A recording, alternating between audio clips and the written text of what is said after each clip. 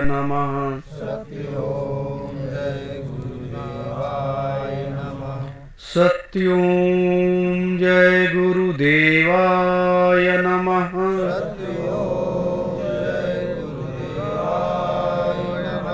सत्यों जय गुरुदेवाय नमः। सत्यों जय गुरुदेवाय नमः। सत्यों जय गुरुदेवाय नमः।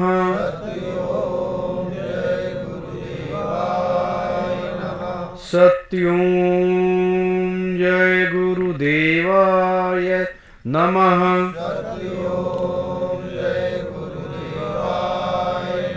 सत्यों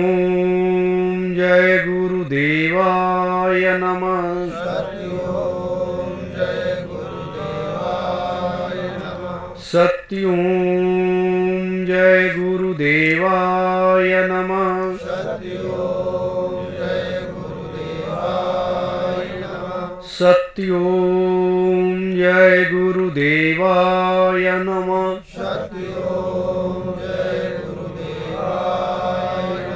सत्यों जय गुरुदेवाय नमः।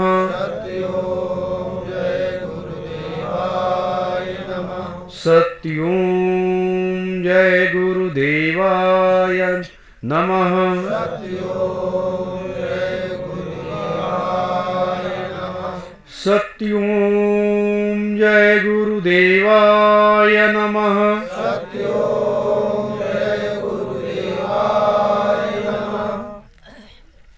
सर्वस्त विद्यमान परम पूज्य स्वामी जी महाराज, परम पूज्य महान संत सम्राट जी महाराज के श्री चरणों में कोटि कोटि प्रणाम। 88,000 ऋषियों के पावन इस पवित्र तपोस्थली को कोटि कोटि प्रणाम। आदि गंगा माता गोमती के श्री चरणों में कोटि कोटि प्रणाम। सतयुग तीर्थ की पावन धरा पर उपस्थित मेरे गुरु भाई बहनों, आप सभी को सादर सत्योम जय गुरुदेव। आज हम आप सब सतयुग तीर्थ की इस पावन पवित्र तपोभूमि पर सांध्य वेला के समय एक आध्यात्मिक क्रांति और वैचारिक क्रांति अभियान के इस तत्वाधान में बैठे हुए हैं। मेरे प्रेमी जनों, हम आप सब यहां पर जो बैठे हुए हैं,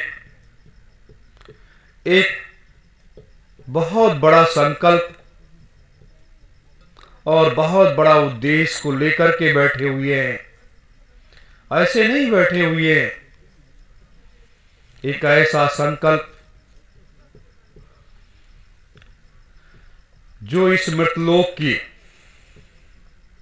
व्यवस्था से, जो इस मृतलोक में जो कुछ है उससे कई अरब खरब से भी बड़ा एक ऐसा संकल्प जिसे हम सतयुग कहते हैं, जिसे हम संत युग कहते हैं, उसको लाने के लिए एक ऐसी व्यवस्था को बनाने के लिए उस पर हम आप सब चिंतन मनन करते हैं और अपने पूज्य गुरुदेव के उन आदेशों का, उनके आशीर्वाद का एक एक शब्द को अवलोकन करते हैं कि क्या इस मृतलोक की इस धरा के ऊपर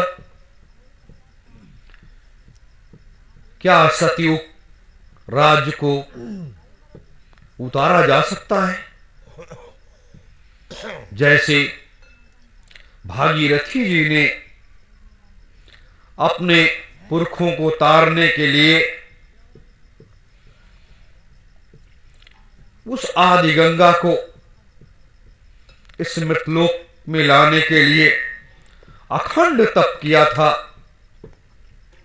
और उस अखंड तप के द्वारा उन्होंने उस गंगा माता को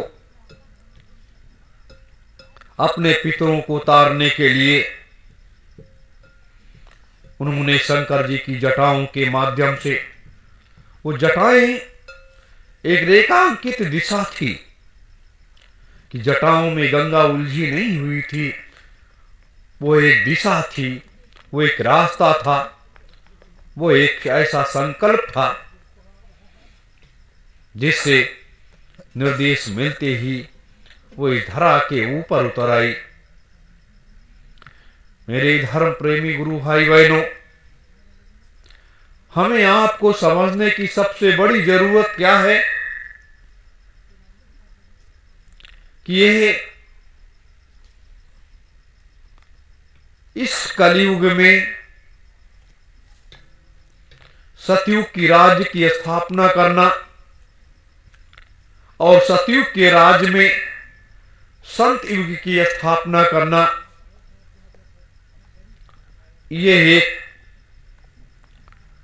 कितना बड़ा संकल्प है।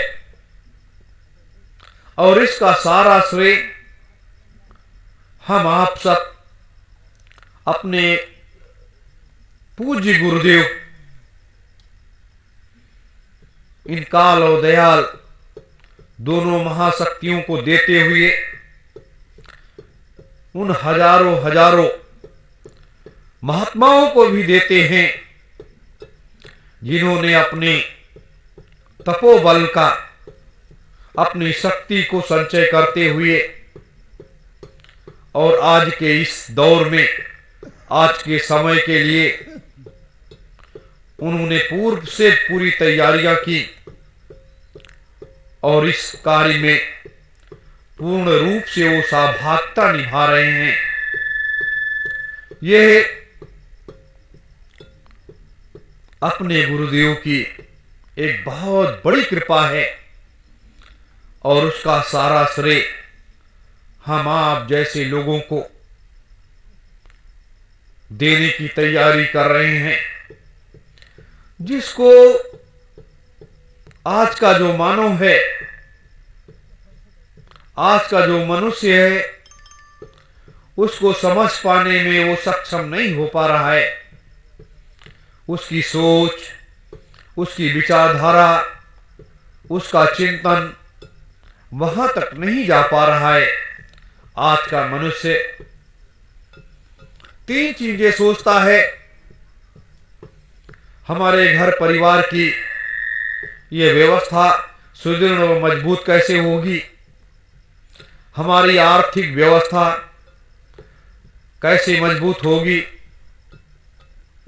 और तीसरी चीज कि हमारा मान सम्मान बढ़ाई, ये हमारा वैभव संसार में कैसे फैलेगा। यह एक सोच होती है, ये एक भावना होती है, लेकिन इस सोच की तरफ, इस सांसारिक वातावरण को देखते हुए लोगों की विचारधारा वहां तक नहीं पहुंच पा रही है जहां तक हम और आप सब पहुंच रहे हैं। जहां पर हम और आप पहुंच रहे हैं, यही एक सबसे बड़ा कारण है। हम आप सबों ने जिस पाठशाला में पढ़ा है, जिस गुरु के सानिध्य में जाकर के शिक्षा को ग्रहण किया है, उस पाठशाला में भी 35 करोड़ लोग पढ़ रहे थे। उस पाठशाला में हजारों लाखों लोग पढ़ रहे थे। लेकिन जब परीक्षा हुई और परीक्षा के बाद जब उसका रिजल्ट आया तो वो रिजल्ट 35 करोड़ में 35 लाख भी ना बचा, 35,000 भी ना बचा, 3500 भी ना बचा, वो मात्र 2000 में सिमट गया। तो ये हमारी एक जो परीक्षा थी 35 करोड़ में 2000 लोग पास हो पाए। आप बताइए अब उसमें भी प्रथम कौन आया, द्वितीय कौन आया, तृतीय कौन आया? वो भी 2000 में ये अंक मिला। ये मैं इसलिए आपको बता रहा हूं कि महात्माओं के सानिध्य में जाना और उनसे शिक्षा को ग्रहण करना और उनके बताए हुए रास्ते पर चलना, ये वो मार्ग है जिसमें बड़े बड़े तपस्वी भी फेल हो जाया करते हैं।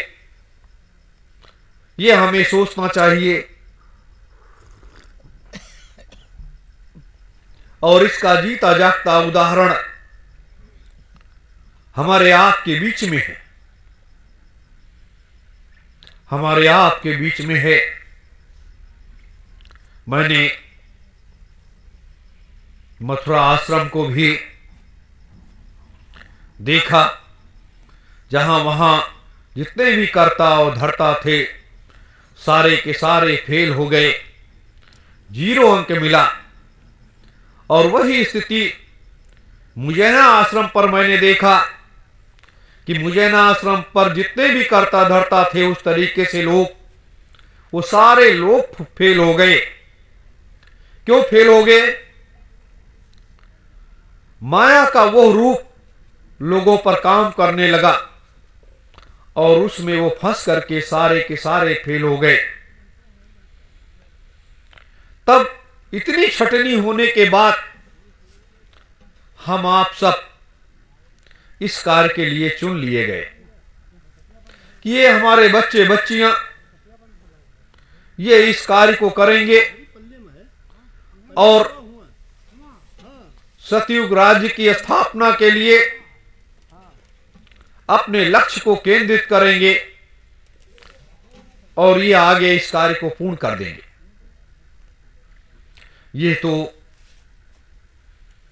ये महापुरुषों की बहुत बड़ी दया हुई, बहुत बड़ी मौज हुई कि कम से कम हम लोग इस कार्य के लिए सफल हो गए। तो ऐसे लोग, उनकी संज्ञा, उनके सम्मान में उनको अवतारी शक्ति घोषित किया जाता है कि ऐसे लोग अवतार लेकर के, मां के गर्भ से जन्म लेकर के इस मृतलोक में आए हुए हैं, जो ये सारे कार्य को सफल करेंगे। उस मां का गर्भ भी पूजनीय हो गया, वो मां भी पूजनीय हो गई जिसने ऐसे बच्चे और बच्चियों को जन्म दिया जो इस संसार की व्यवस्था को, बिगड़ी हुई व्यवस्था को और अनादिकाल आदिकाल सतयुगो त्रेता द्वापर कलयुग इतने युगों से विचरण कर रहे इस मृतलोक में, जीवित या मृत्यु, ऐसे लोगों का उद्धार का एक मार्ग तय होगी किया गया। जो हमारा चौथा महायज्ञ इंतजार कर रहा है, वो एक रास्ता दिखाने की तैयारी कर रहा है और हम आप जैसे लोग जैसे चौथे महायज्ञ का इंतजार कर रहे हैं कि कब वो घड़ी आएगी, कब यज्ञ में आहुतियां पड़ेंगी और कब हमारा मार्ग प्रशस्त होगा और कब हम इसे विजयश्री में बदल देंगे। उसी तरह से हजारों ब्रह्मा, हजारों विष्णु, हजारों महेश, करोड़ों करोड़ों देवी देवता, अरबों खरबों जीवात्माएं जो इस मृतलोक में प्रेत और पिशाच के रूप में विद्यमान हैं, हजारों हजारों जीवित वो लोग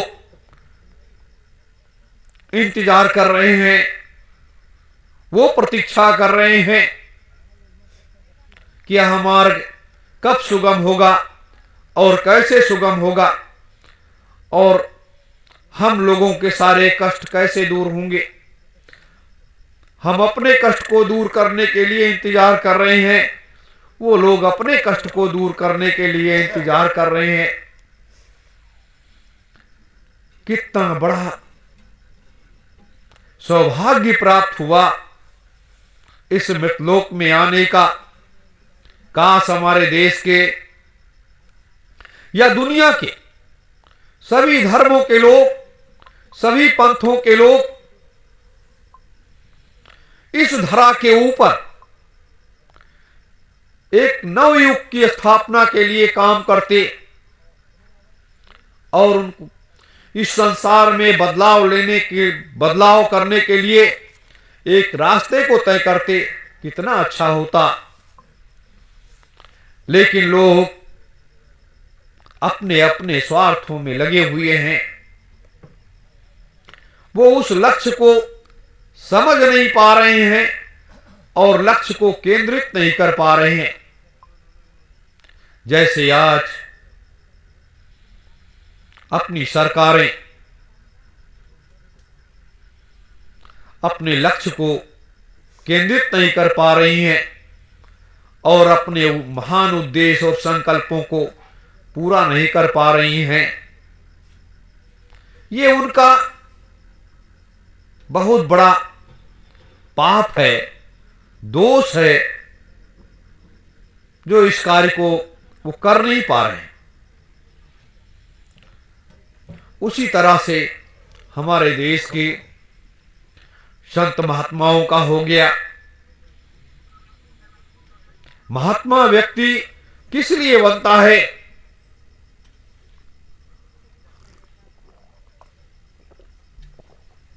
महात्मा बनने का दो अभिप्राय होता है। एक महात्मा बनता है जब वह व्यक्ति है, तब वो समाज के सुधार लाने के लिए, समाज में फैली हुई कुरीतियों को दूर करने के लिए अपने को उस अग्नि में आहुति दे देता है और समाज में फैली हुई कुरीतियों को दूर कर देता है और समाज को एक रास्ता दिखाता है। और रास्ता दिखाने के बाद वो आत्मा और परमात्मा को मिला देता है। ये कार्य होता है, इसके लिए लोग महात्मा बनते हैं। और दूसरा कार्य होता है कि हमारा त्याग, हमारा तप हमें उन ऊंचाइयों पर लेकर के जाएगा और जिससे हम हजारों लाखों जीवात्माओं को उसके घर को, असली घर को, सतलोक को पहुंचा देंगे। ये उद्देश्य महात्माओं का होता है। लेकिन महात्मा बनने के बाद जब कलयुग उनके ऊपर सवार होता है तो उनको दिखाई क्या देता है? मान, सम्मान, वैभव, विलासतापूर्ण जीवन, ये दिखाई देने लगता है और उस मार्ग को भूल जाते हैं जिस मार्ग के लिए उन्होंने ये संन्यास आश्रम धारण किया था। सन्यासी का, महात्मा का वस्त्र पहन लेना तो आसान है, लेकिन उस रास्ते पर चलना बहुत कठिन काम है, बहुत कठिन काम है। मेरे प्रेमी जनों, ये मैं इसलिए आपको बता रहा हूं कि हमारा ये मृतलोक किस तरीके से चारों तरफ से घिर चुका है। जैसे आज की सरकारें घिर चुकी हैं, वैसे ये मृतलोक की व्यवस्था जो है वो अव्यवस्था में फैल गई है और वो चारों तरफ से घिर चुकी है। अब इसको बचाएगा कौन? कौन निकालेगा? कौन इससे उबार लेगा? क्या राम और कृष्ण आएंगे, उबारेंगे, जिनका हम आवाहन करते हैं? क्या भगवान बुद्ध या ईसा मसीह जी आएंगे, या पुनः मोहम्मद साहब आएंगे,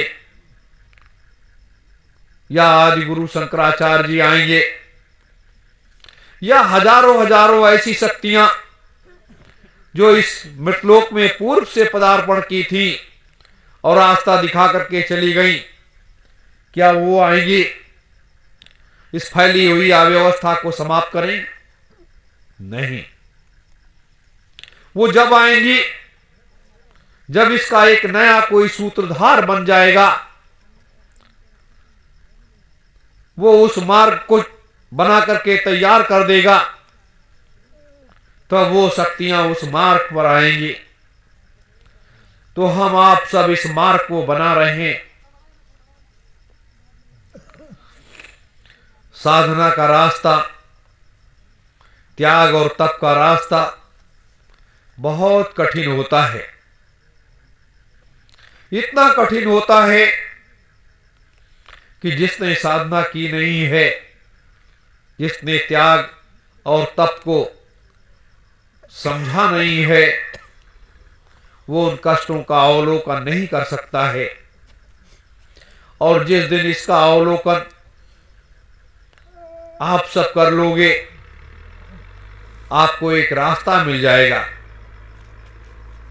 एक ऐसा रास्ता मिल जाएगा और उससे आप में एक, आपके जीवन में पूरा बदलाव आ जाएगा। ये बदलाव की कहानी बड़ी अजब गजब की होती है। एक व्यक्ति के अंदर जब ऐसे विचारें हिलोरे मारता है तो घर परिवार छोड़ करके चला जाता है, माया मोह को छोड़ करके चला जाता है। तो ये घर परिवार हम छोड़ने के लिए नहीं कर रहे हैं कि आप परिवार छोड़ दीजिए, घर छोड़ दीजिए, मानवता को छोड़ दीजिए, सिर्फ संगठन में लग जाइए। नहीं, सारी व्यवस्था को साथ लेकर के चलते हुए थोड़ा सा समय निकाल करके, चाहे गुरु का कार्य समझ करके, चाहे देश का कार्य समझ करके, चाहे मानवता की रक्षा का कार्य समझ करके, थोड़ा समय निकाल करके दे दिया करिए और उससे ये कार्य संपन्न होता चला जाएगा। मेरे प्रेमी जनों, ये मैं इसलिए आज आप लोगों को बता रहा हूं कि इस मृतलोक में इन महात्माओं के अलावा जो लोग ये कहते हैं कि अभी तो निष्कलंक अवतार हुआ नहीं, वो लोग गलत कहते हैं। निष्कलंक का अवतार बहुत पहले हो गया। दूसरी चीज, इस कलिकाल में जब महात्माओं का सानिध्य मिल जाता है, रास्ता मिल जाता है, तब वहां कोई समस्या नहीं होती है। और आज वो रास्ता अपने लोगों को मिला हुआ है। त्याग और तप के बारे में आप लोग क्या जानो। अगर आप लोग उस चीज को किए होते या उसको जानते होते तब उसकी कीमत का एहसास होता। इसीलिए आज हमारे देश में या दुनिया में उस त्याग का अवलोकन लोग नहीं कर पा रहे हैं, जिसे हम साधना कहते हैं, जिसे हम भक्ति कहते हैं, जिसे हम वैराग्य कहते हैं। तो ऐसे लोगों के द्वारा ये मृतलोक की व्यवस्था बदलती है। वैसे लोगों के द्वारा नहीं बदलती है जो सिर्फ संसार में मात्र धन कमाने के लिए आते हैं और ऐशो आराम का जीवन जी करके और वो उनकी जीवात्मा जब इस शरीर से निकल जाती है तो वो पिशाच बन करके इस मृतलोक में विचरण करते रहते हैं और अपने उद्धार का मार्ग खोजते हैं कि अब मेरा उद्धार कैसे होगा। ये लोग करते हैं। ये हो रहा है इस मृतलोक में। राम जी और कृष्ण जी जैसे शक्तियां भी जब आईं, उन्होंने सब कुछ बताया, सारा रास्ता दिखाया, लेकिन उस कर्म क्षेत्र का रास्ता दिखा दिया कि अगर आप कर्म करोगे तो आपको ये चीज मिलेगी, नहीं तो नहीं मिलेगी।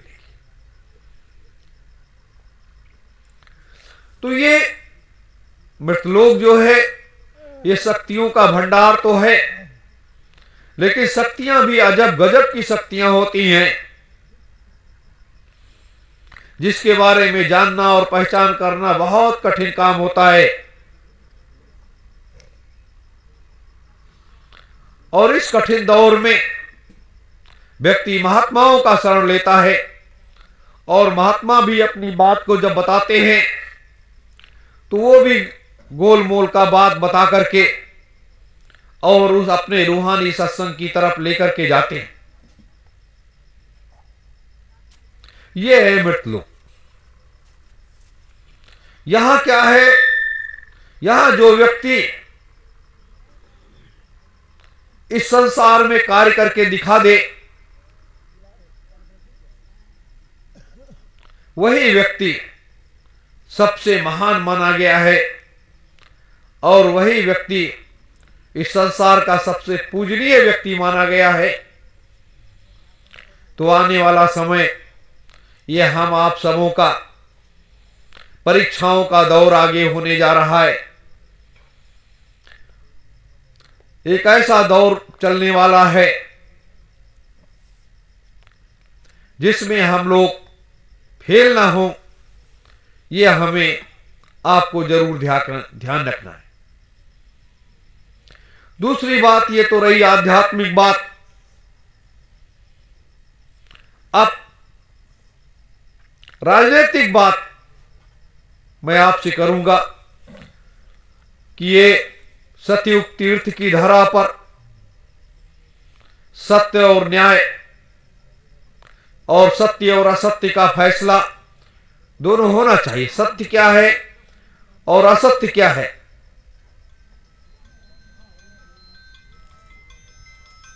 मेरे प्रेमीजनों, आज हमारे देश की राजनीतिक जो व्यवस्था है वो बालू की रेत के तरीके से ढह चुकी है। वो बालू की रेत के तरीके से ढह चुकी है और उस बालू की रेत पर जितने राजनीतिक लोग बैठे हुए थे वह लोग हताश और निराश होकर के किसी परमात्मा की तरफ देख रहे हैं या उस भगवान की तरफ देख रहे हैं या किसी संत महात्मा की तरफ देख रहे हैं कि कोई मुझे रास्ता दिखा दे, कोई मुझे रास्ता दिखा दे, लेकिन रास्ता किसी को मिलने वाला नहीं है।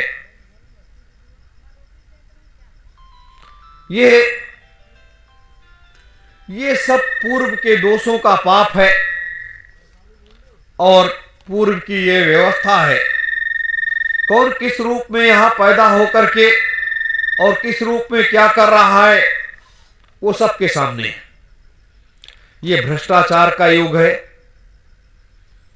ये विदेशी बैंकों में धन जमा करने का युग है, ये शोषण करने का युग है, ये गलत कार्य करने का युग है। इस तरह से ऐसे तमाम कार्य हमारे देश के भ्रष्टम राजनेताओं के द्वारा किया जा रहा है। जो संसद और विधानसभाओं में बैठे हुए लोग हैं, उनके द्वारा किया जा रहा है। राष्ट्रीय चेतना की भावना, राष्ट्रीय सुधार की भावना, राष्ट्रीय विकास की भावना, ये भावनाएं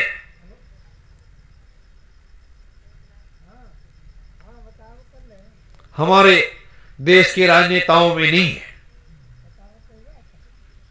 अब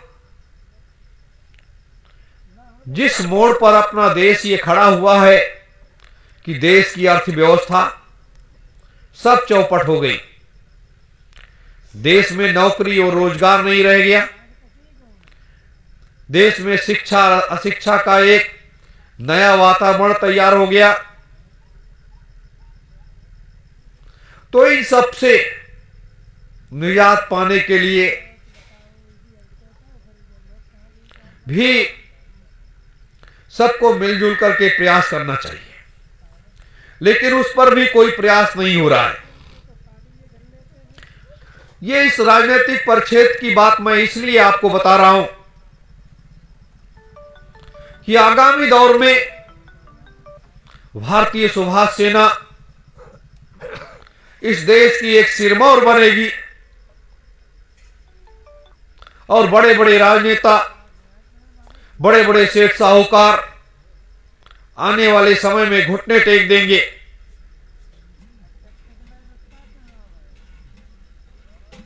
ये भी समय आ रहा है, तो हमें आपको अपनी आवाज को बुलंद करते रहना है। अभी जैसे इस समय भारतवर्ष में किसानों का आंदोलन चल रहा है, कई महीनों से चल रहा है, और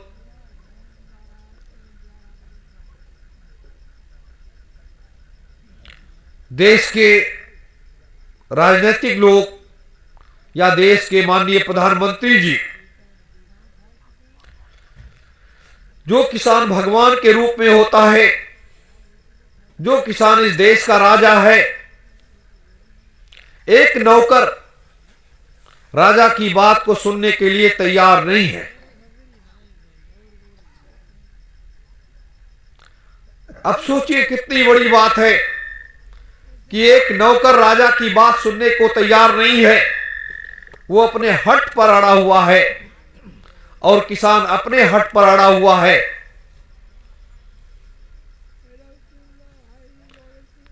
तो ये देश हमारा भारतवर्ष कहां जा रहा है, इस पर हमारे देश के राजनेताओं का कोई चिंतन नहीं है।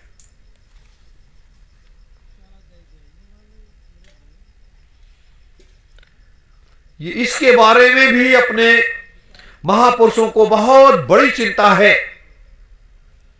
लेकिन रास्ता तय हो चुका है, योजना बनकर के तैयार हो गई है,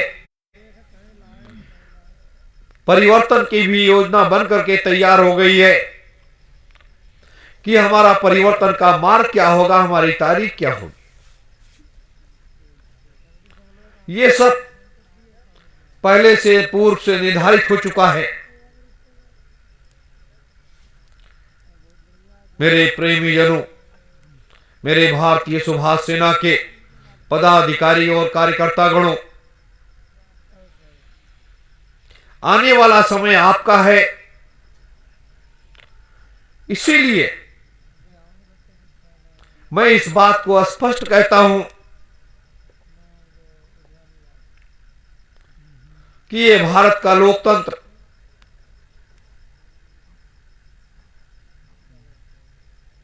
ये भारत का जो लोकतंत्र है और भारत का जो संविधान है, इसको अंगीकार करते हुए, इस मार्ग पर चलते हुए एक दूसरी व्यवस्था की तैयारी हमें आप सबको, पूरे देश के लोगों को मिलकर के करना होगा। प्रत्येक भारतीय को ये आवाज में आवाज मिलाना होगा कि ये भारत का लोकतंत्र, ये भारत का संविधान कमजोर हो चुका है, टूट चुका है। इसमें नई ताकत, नई ऊर्जा की आवश्यकता है। तो ऐसे दौर में, ऐसे समय में आप क्या कर सकते हो, क्या करोगे? जब महापुरुषों का जब तक आदेश नहीं मिलता है, तब तक हमें उस लक्ष्य पथ पर जो रास्ता उन्होंने दिखाया है उस पर आगे बढ़ते रहना। तो ये समय का एक ऐसा खेल है,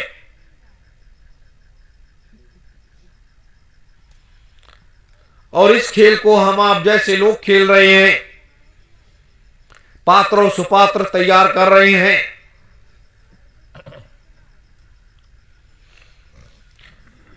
मेरे प्रेमी जनों, तो भारतीय सुभाष सेना या महान संत सम्राट सुभाष जी महाराज ने अपने कदम को पीछे नहीं हटाया है। वो अपने लक्ष्य पथ की तरफ आगे बढ़ रहे हैं, और हम आप लोग भी अपने लक्ष्य पथ पर आगे बढ़ रहे हैं। इस तरह से हमें आपको काम करना है। कभी भी किसी प्रकार की कोई शंका हमारे आपके दिमाग में ना बैठे, हमारे आपके मन में ना बैठे। ये हमेशा ध्यान रखना। आज भ्रष्टाचार का बोलबाला है, आज लठ तंत्र का बोलबाला है। ये सब क्या है? बढ़ती हुई महंगाई, बढ़ता हुआ भ्रष्टाचार और बढ़ता हुआ देश के राजनेताओं का बोझ, जो इस देश को दूषित किए हुए है, जो इस देश को बर्बादी का एक आईना दिखा रहा है। हमें आप सबको बहुत से कार्यों को अंजाम देना है। चौथे महायज्ञ की तैयारी करनी है। पूरे भारत में नहीं, पूरी दुनिया में अभी आपको जाना है। अभी हम लोग पूरे भारतवर्ष में भी नहीं गए, अभी आपको पूरी दुनिया में जाना है। आध्यात्मिक क्रांति, वैचारिक क्रांति का संदेश लेकर के जाना है, और वह आध्यात्मिक क्रांति और वैचारिक क्रांति हम धर्म नीति के बारे में लोगों को बताएंगे और राजनीति के बारे में बताएंगे। धर्म नीति हमारी क्या है कि राम, कृष्ण, बुद्ध, कबीर साहब, नानक साहब, पलटू साहब, ईसा मसीह, मोहम्मद साहब जैसी शख्सियत जिन्होंने हमें आईना दिखाया है, जिन्होंने हमें रास्ता दिखाया है, जो हमारे मार्ग पर प्रदर्शक हैं, उनके कार्य में हमें सहभागिता निभाते हुए आगे बढ़ना। क्यों? इसलिए कि जब मैं इस देश की या दुनिया के दृश्य को देखता हूं तो बड़ा अजीब लगता है। कि इस काल माया के देश में बड़ी विसंगतियां हैं। आज का मनुष्य किस दौर से गुजर रहा है, उसके अंदर चेतनता का कोई भाव ही नहीं है। और अगर चेतनता का भाव हो जाता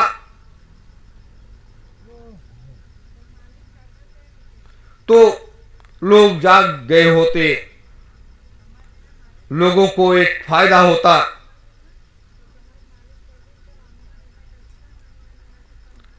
मेरे प्रेमीजनों,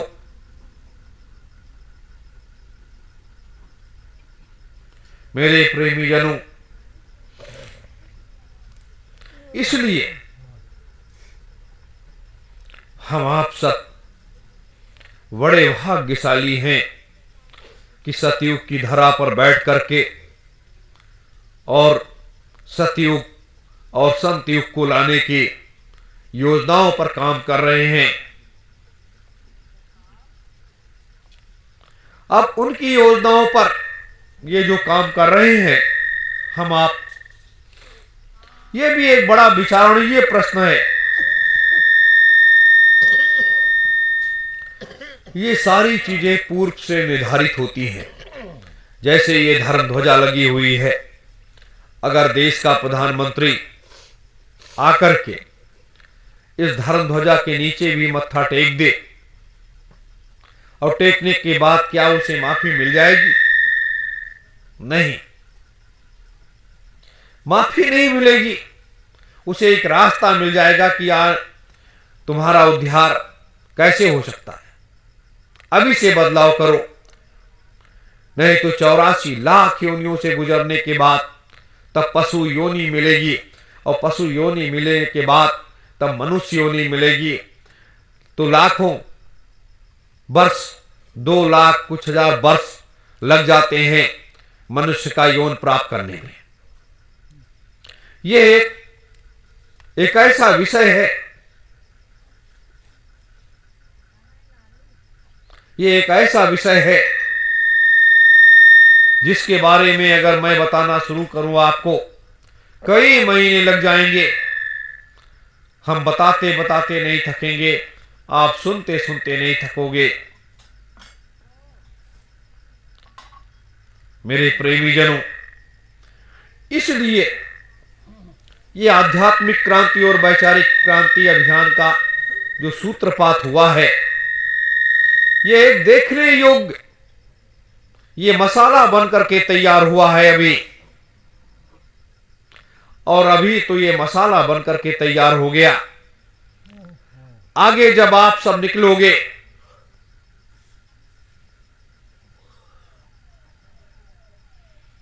तो आपको रास्ता मिलता चला जाएगा।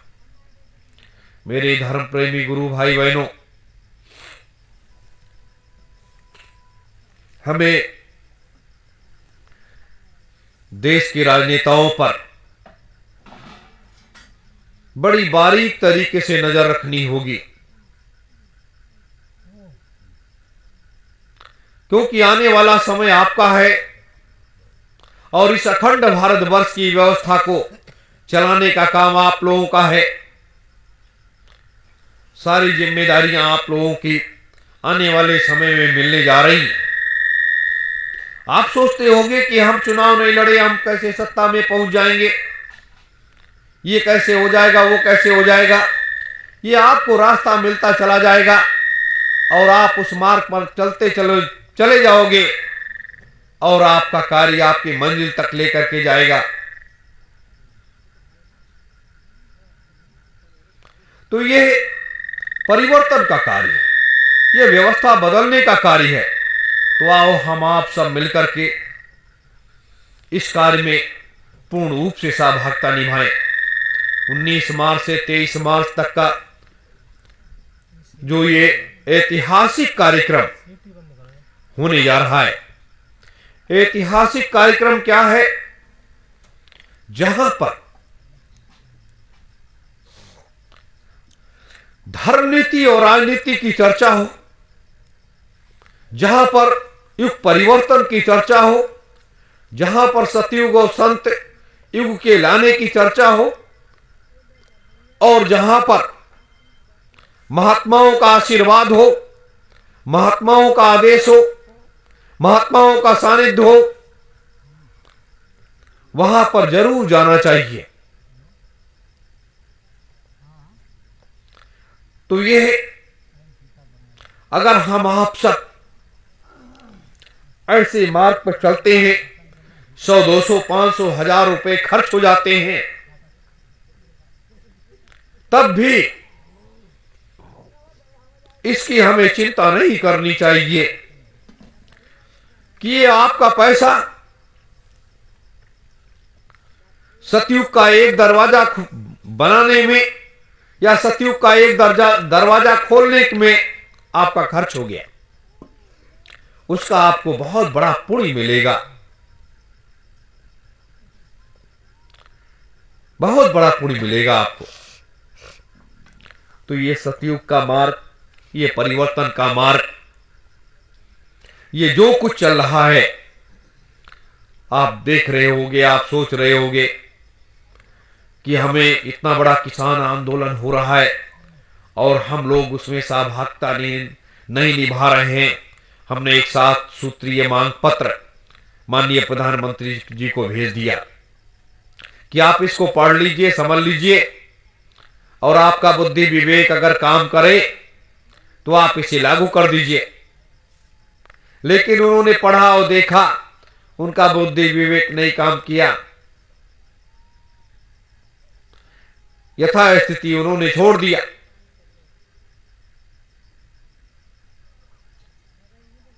तो इसी के बाद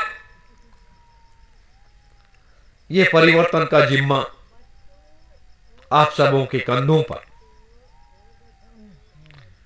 और आंदोलन ऐसे चलते रहेंगे, लोग आवाज उठाते रहेंगे और इस कार्य को करने वाले लोग पीछे से आकर के उस कार्य को करते भी रहेंगे।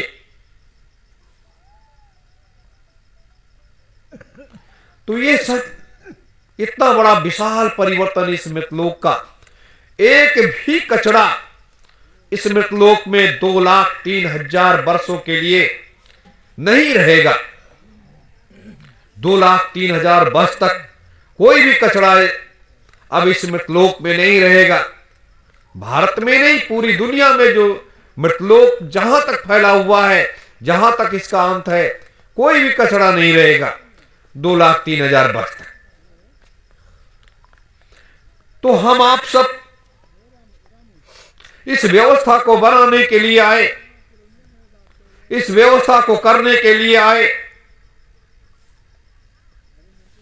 और राजनीतिक लोग इस व्यवस्था को बिगाड़ने के लिए आए।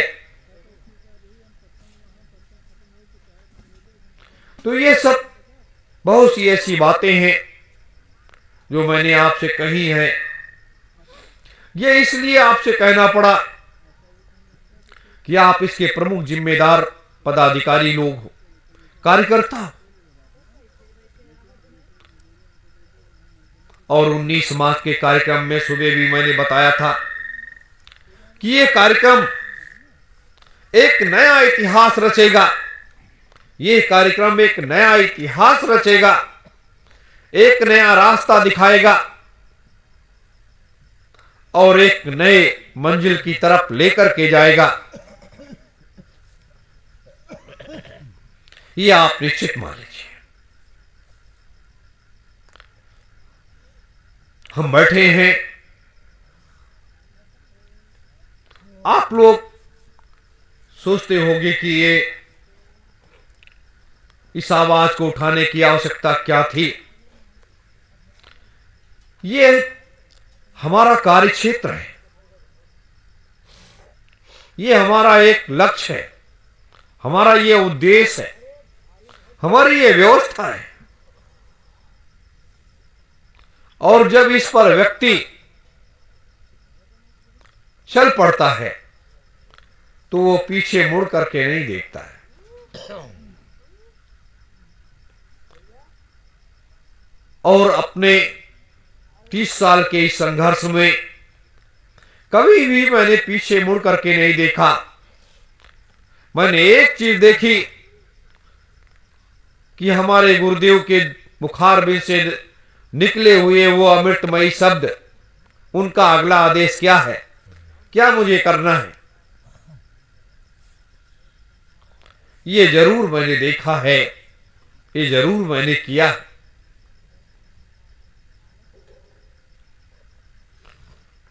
तो इस समय में, इस परिवर्तन के इस दौर में हमें आप सबको एक ताकत बन करके आगे बढ़ना है।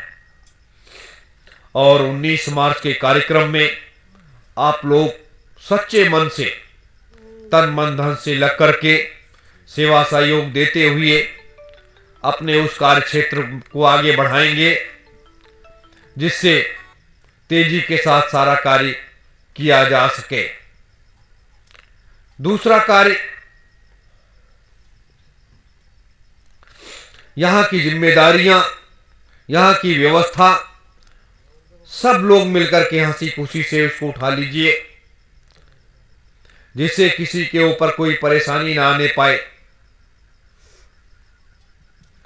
तो जब इसे आप लोग हंसी खुशी से इन जिम्मेदारियों को उठा लोगे, तो एक नया नजारा देखने को मिलेगा, एक नया रास्ता मिलेगा, एक नया मार्ग मिलेगा। तो ये सब एक विषय है, एक व्यवस्था है, जिसको मैंने आपको बताया है। अब आप लोग इसमें जरूर बढ़ चढ़ करके हिस्सा लीजिए। कोई मैंने वैसी चर्चा, वो आध्यात्मिक चर्चा नहीं किया है। अब तो रोज हम आप सब मिलते रहेंगे, रोज नई नई चर्चाएं होती रहेंगी, नया नया मार्ग लोगों को मिलता रहेगा। और जब ये मार्ग मिलता रहेगा तो आप लोग उस मार्ग पर चलते रहोगे। परिवर्तन ही ध्रुव सत्य है, और दोनों हाथों में आपके लड्डू है। एक तरफ सतयुग संतयुग है, और एक तरफ अखंड भारतवर्ष की शासन की व्यवस्था भी आपके हाथ में आने की तैयारी कर रही है। तो ये सारी चीजें आपके हाथ में हैं।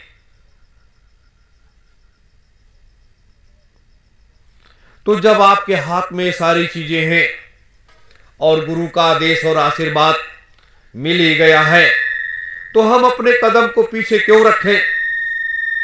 मैं इन झंझावत लोगों को क्यों देखें कि कौन से लोग, जैसे आज हमारे देश के प्रधानमंत्री जी या पार्लियामेंट में बैठे हुए जितने भी संसद विधानसभाओं में बैठे हुए लोग हैं, सारे लोग गलत कार्य कर रहे हैं। गलत कार्य का क्या है? जो सरकार शराब और मांस का और नशे का व्यापार करे, जो सरकार बच्चियों का और देवियों का व्यापार करे, वह सरकार सबसे निकम्मी सरकार होती है। और वह व्यक्ति, उस चीज को चलाने वाला व्यक्ति सबसे खतरनाक होता है। तो अब इन सारी चीजों से आपको टकराना है। टकराने वाले जो हैं वो तो अलग से टकरा रहे हैं, लेकिन जिस दिन आपकी मुहिम चलेगी, जिस दिन आपकी मुहिम चलेगी, उस दिन पूरा संसार नजारा देखेगा। पूरे संसार के लोग देखेंगे, पूरे भारतवर्ष के लोग देखेंगे कि ये कौन से लोग निकल करके आ गए, मैं तो इनको जानता भी नहीं।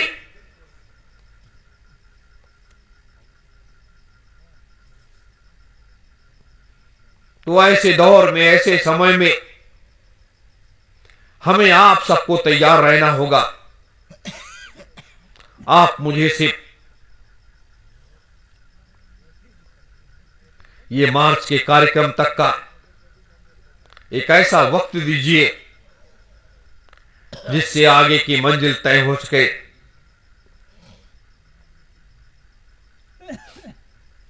तो इस मंजिल तक पहुंचने के लिए ये सुगम सा मार्ग सतयुग तीर्थ की इस पावन धरा पर जो तैयारियां हो रही हैं आप लोग लग करके कर रहे हो। आप सबों की जितनी भी भूरी भूरी प्रशंसा की जाए उतना ही कम है। मालिक की दया, उनका आशीर्वाद 24 घंटे आप लोगों के साथ में रहता है और यह कार्य करने की जिम्मेदारी आप सबके कंधों पर है। इसलिए बढ़ चढ़ करके सेवा सहयोग की व्यवस्था, अन्य व्यवस्थाओं की जिम्मेदारी आप सबों की है और आप लोग अपने कदम को आगे बढ़ाओ।